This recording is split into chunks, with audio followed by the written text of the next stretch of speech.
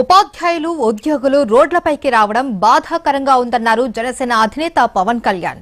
పెంచాల్సిన జీతాలను తగ్గించడం ఏంటి అని ప్రశ్నించారు.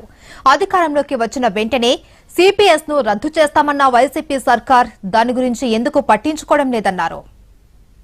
ఈరోజు లక్షలాది మంది ఉద్యోగులు, ఆంధ్రప్రదేశ్ ప్రభుత్వ ఉద్యోగులు రోడ్ల మీదకి వచ్చి విజయవాడలో నిరసనను తెలపడం చాలా బాధ కలిగించింది.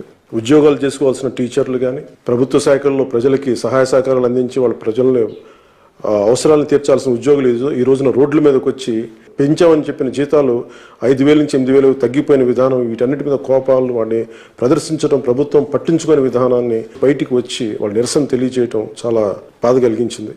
నేను కూడా ఒక ప్రభుత్వ ఉద్యోగ కొడుకుని. టీఏలు, డిఏలు, చిన్న చిన్న పిఆర్సీ రికమెండ్ చేసే జీతాల పెంపుదల కోసం ఆసక్తిగా ఎదురు చూస్తే పిల్లల చదువులకు కానీ, ఇంట్లో కష్టాలకు కానీ, ఇవన్నీ ఎంతో కొంత ఒక ప్లానింగ్ ఉంటుంది, బడ్జెట్ ప్లానింగ్ ఉంటుంది. సో నాకు కష్టాలు తెలిసిన వాడిని.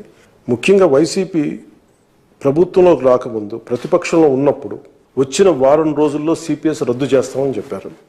అసలు దాని గురించి ఊసే ఎత్తలేదు. అలాగే ఈ రోజున ఒక్కొక్కరికి జీతాలు చాలా భారీ శాతంలో మేము పెంచుతాం, మా ప్రభుత్వం వస్తే చాలా అద్భుతంగా మీకు జీతాలు పెంచుతామని చెప్పి పెరుగుతున్న ధరలకు అనుగుణంగా వారికి జీతాలు పెరగాలి. అది ముందుకు తీసుకెళ్లకుండా జీతాలు పెంచామని చెప్పి జీతాలు తగ్గించడం అనేది ఖచ్చితంగా అది ఉద్యోగుల్ని మోసం చేసిన చర్యగా జనసేన చూస్తూ ఉంది.